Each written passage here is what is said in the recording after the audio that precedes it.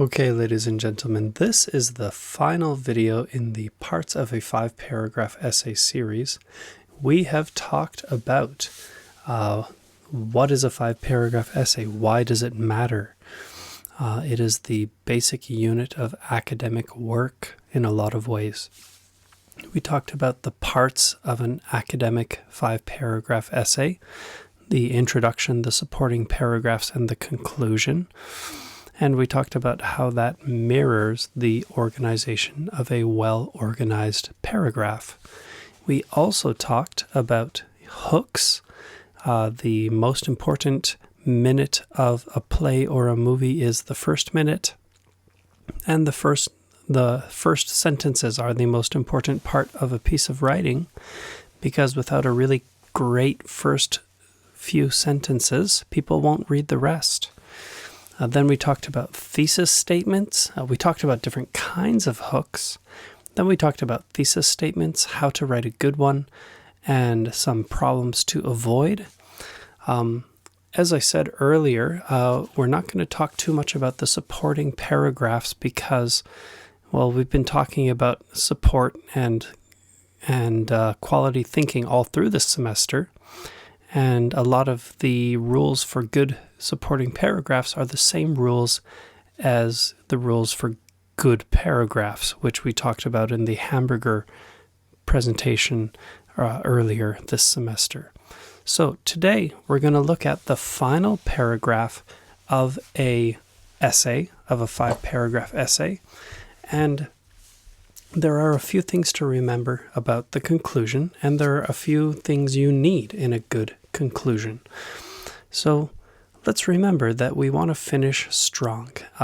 Earlier I said the most important minute of a show is the first minute, and the most important part of an essay is the beginning, but probably second most important is the ending, because the opening of a show is the part that makes you decide to continue watching. The opening of an essay is when you decide to keep reading.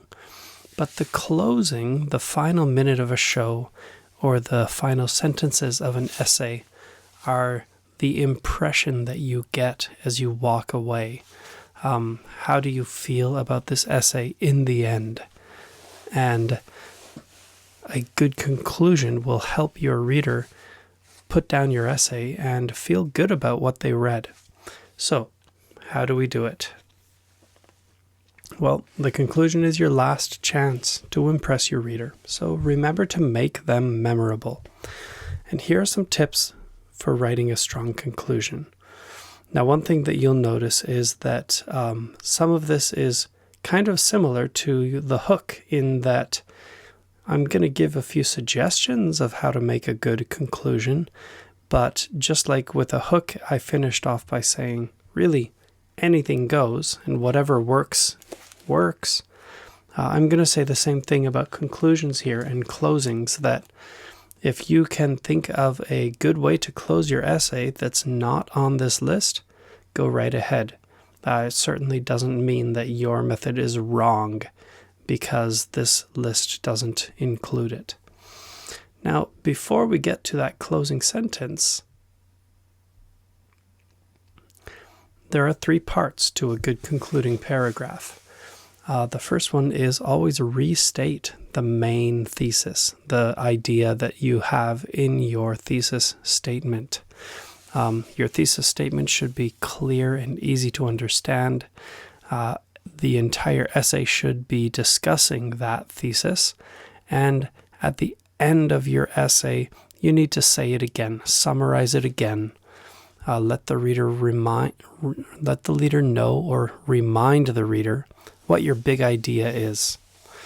Some people might complain that this makes academic writing seem very repetitive, that in your introduction you say what you're going to talk about, and then in your supporting paragraphs you discuss it in detail, and in your conclusion you say again what your topic is.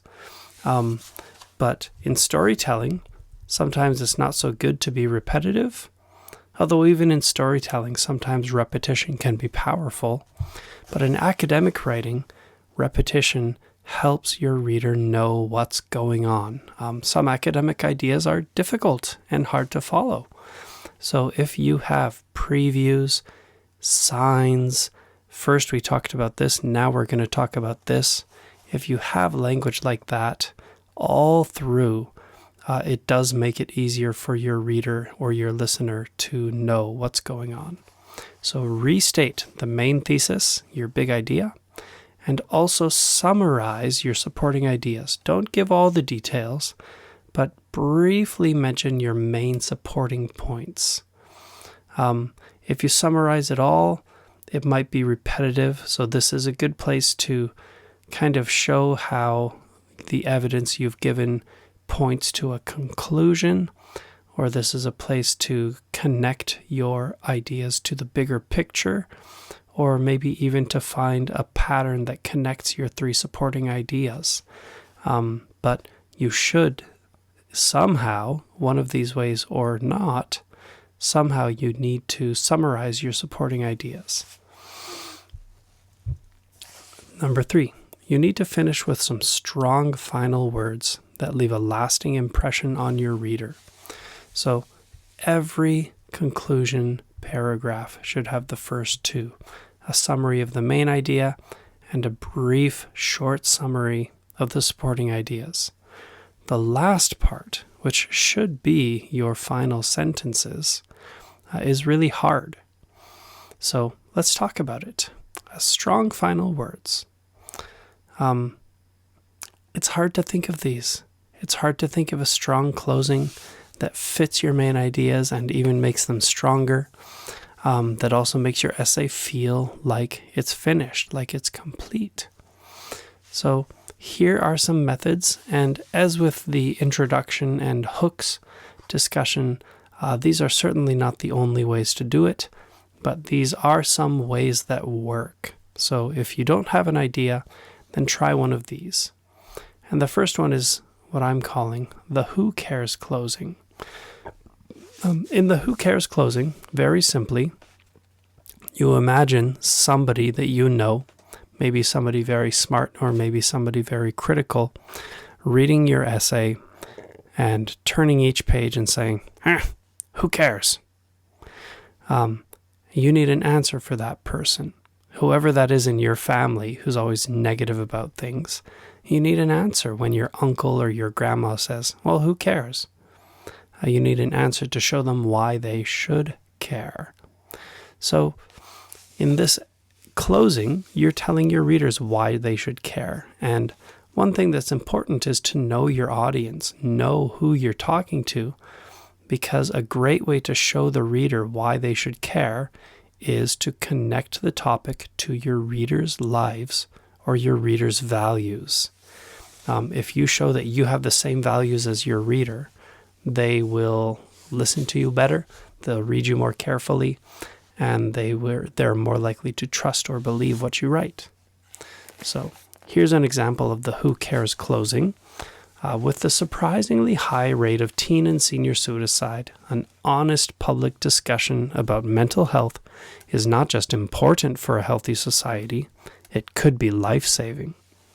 So we're showing that the thing we're talking about can save lives. That's important. This topic is important. And that's the who cares closing. Next one is come full circle. Now, full circle means you are coming back to the place where you began. And if you have a really good hook at the beginning of your essay, come back to it and refer to it again, mention it again. So if you used a quote, mention the quote or a different quote by the same author or a different quote from the same book or play. If you used a story, maybe a folktale or a fairy tale or a Bible story or a reference in your introduction, mention it again in your conclusion. This creates a feeling that you planned your essay out really well. It feels balanced and it really makes your essay feel complete. And if you can find a way to connect the beginning and the ending of your essay to the same quotation or the same story, readers will feel like you've done a very clever thing, and that's good. You do want to impress your reader at the end of your essay. Another one is look at the big picture. This is kind of similar to the who cares ending, but the idea here is to connect the issue you wrote about to a bigger conversation or a bigger idea. Most of the topics that are important enough that it's worth studying them and writing about them are also important enough that they connect to our lives somehow. And if you can find that connection, if you can find the value that the issue of your topic deals with, connects to, if you can make that connection, then your reader will finish your essay feeling like they've read something important, that's something that matters. So here's an example of this one. Equal pay is only one part of gender equality, but it is an area where change is possible now if business leaders and policymakers work together to fully recognize women's rights.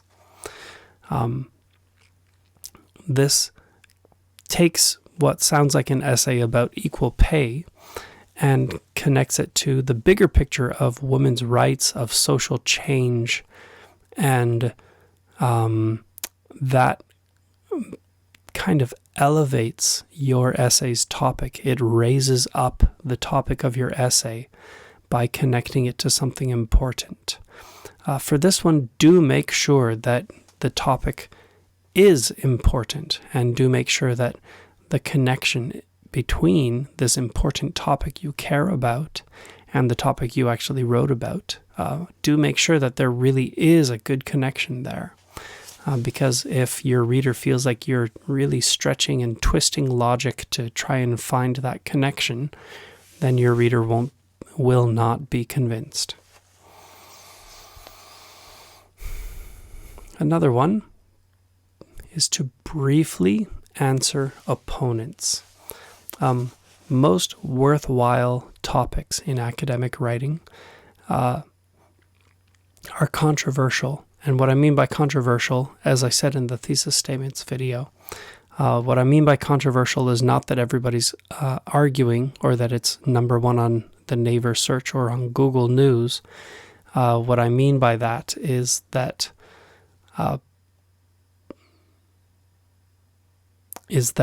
topics that are worth studying usually are not clearly right or wrong, clearly yes or no, clearly for or against.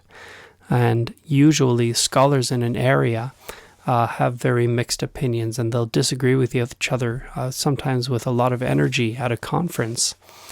But almost every important topic has more than one viewpoint, and this is a way to address a different viewpoint than the one you've been promoting in the rest of your essay. So how do you do it? Well, you summarize very briefly one opposing argument that the opponent makes to the position you have in your writing.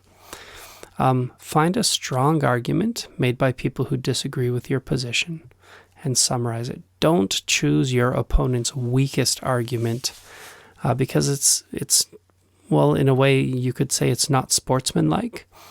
It's also a thoughtful person will read that you are answering weak arguments from your opponent instead of strong arguments. And a reader will say, well, why is this person afraid to deal with the strongest arguments that disagree with them? And your reader might think that you're a little cowardly, kind of afraid of looking at the opponent's strongest arguments. Language that you can use is phrases like some say, or opponents might argue, or a common objection. And these are all ways to show that people disagree with the idea that you're writing about. Okay. These also are good because they connect your writing to a bigger conversation where lots of people are talking about whatever the issue is that you're discussing. Okay, so summarizing the conversation, summarizing the bigger conversation around your topic can be good. There's a little risk here that this can make your last paragraph really long. And some writing teachers say, don't put any new ideas in your concluding paragraph. And if you have trouble with your paragraphs getting too long very quickly, then that's good advice to follow. But every important issue connects to bigger conversations. And if you write about an issue you care about, but don't show that you know where to find those conversations and what kinds of things people say in those bigger conversations, then your reader or your professor might worry or wonder how much you really know about the topic. Briefly answering opponents is a good one because it shows you've considered a variety of viewpoints. And if there are other places in the essay that you can address opposing arguments. Some people do it they make one of their supporting paragraphs, a paragraph where they summarize and answer opponents' arguments. That's not required, but that's one way to do it. Some people summarize the controversy around an issue or the issue of their paper in the introduction. After the hook in the background information is a good place to put a summary of the big debate in the area you're studying and writing about.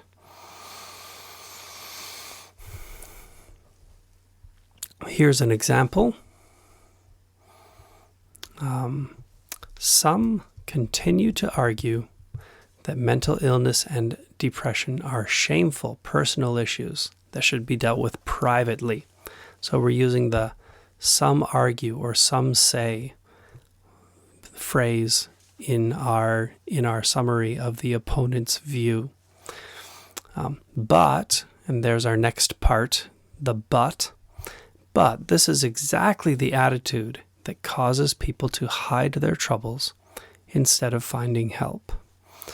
So I've summarized very briefly an argument or a position that disagrees with mine, and then I have given it a very short reply here in my conclusion. This is a good way to do it, but like I said, be careful about the length of your paragraph getting out of control using this method. The next one is a call to action. A call to action is a phrase that basically means giving people instructions on what to do. And for a call to action closing, you need to make a recommendation. Tell readers what to do. This is a good one if you're talking about issues where every person plays a part. Things like injustice, things like environment, things like social problems are areas where a call to action might be a really good way to close your essay, because if you spend the whole essay talking about a social problem, people might feel kind of down, like if that social problem is impossible to fix. But if you give your reader, here's what you can do today, sometimes it helps your reader to feel better about the issue, and it might bring your reader into action, doing the thing that you recommend. So an example here is many of the world's problems can seem too large for one person to make a difference, but anyone can stop supporting animal cruelty, improve their health, and help the environment by eating less red meat. So we have a call to action here, eating less red meat. We have a summary of the supporting ideas, stop supporting animal cruelty, improve their health, and help the environment. So those are the three supporting ideas. This is a really good closing paragraph by eating less meat. So eating less red meat is the summary of the thesis, and it's a strong closing. Okay. But that is how you use a call to action. You tell your readers to don't forget to vote, or don't forget to donate, Or if you don't have money, donate your time. Give people something they can do about the situation. Next one is make a prediction or a warning. Talk about the future.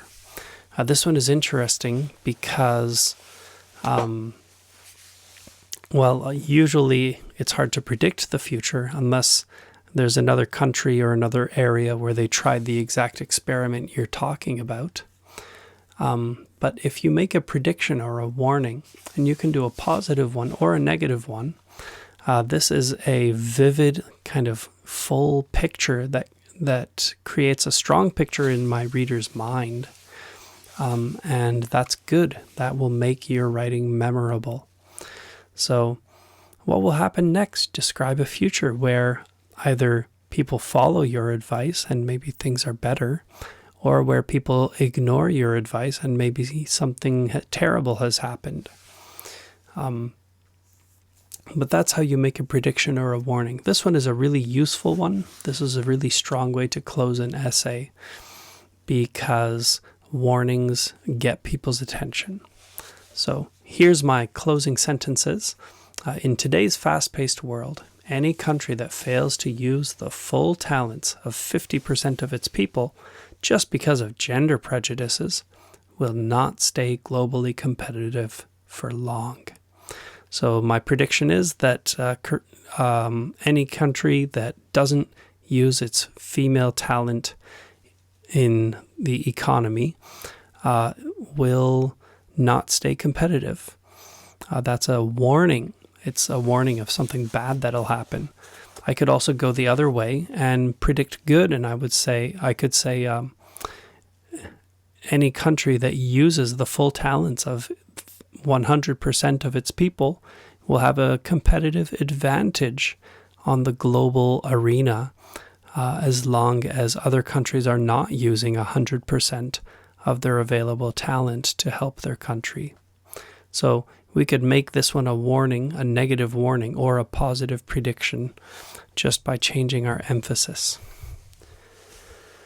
The next method is emotional pictures, painting emotional pictures. I said in intros that when we talked about hooks, I said that emotional response is the most powerful way to make your reader remember what you wrote. Emotional argument is not appropriate in the supporting paragraphs of academic writing. There should be things like examples and expert opinions there. But the opening and the closing is where you need to make your topic stick in the mind of your reader. And this is where emotion can be appropriate. So end on a powerful emotion. Use a vivid description, or talk about a story or an event, maybe a famous story, a movie or a folktale, maybe an event that was in the news recently or a long time ago that everyone remembers. And find a story that emphasizes the human impact of your issue. These workers lost their jobs, or these workers got cancer because of the chemicals at their job. Telling a story sometimes makes an issue alive to readers. So here's my example. It is too late for the adults who suffered starvation conditions as children. But the government can take steps today to ensure no more children suffer the long-term effects of malnutrition. So this is an emotional picture of happy children or starving children. And that contrast creates an emotional response to anybody who can't stand the idea of starving, hungry children. Be careful with this one, because being too emotional, you will be accused of being manipulative to your reader. And you don't want that, especially not in academic writing. But in most kinds of writing, people don't like being manipulated. And when you're trying to manipulate people, most readers or audiences can kind of tell that you're trying to manipulate them. So be really careful about that. finally, the last strong closing method is a little hard to explain because it is whatever works. The suggestions above are only suggestions, but if you have a great idea for a strong closing for your essay, go ahead and use it. Whatever works is good for the introduction and the hook, and also for the conclusion, the strong closing. Your concluding paragraph should have a summary of your thesis and a summary of your supporting ideas, always. But closing with a strong closing, a call to action, a strong emotion, those are really good ways to make your reader remember what you wrote. And if your reader doesn't remember, then you've kind of failed as a writer, because you can't change someone's thinking or change someone's behavior if they won't even read what you wrote. Thank you again, students, for paying attention and watching this final video in the series of parts of a 5-paragraph essay. Watch Smart Campus for an assignment coming up and information about your writing final. Thank you again, and have a great day.